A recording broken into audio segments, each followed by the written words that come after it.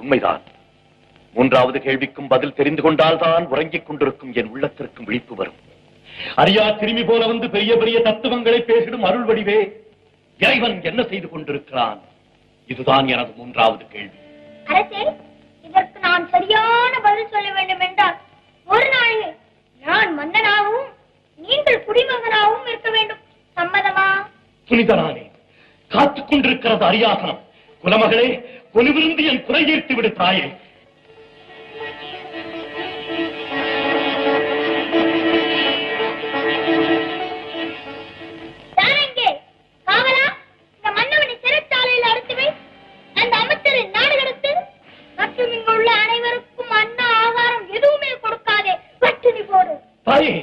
இதென்ன விளையாட்டு?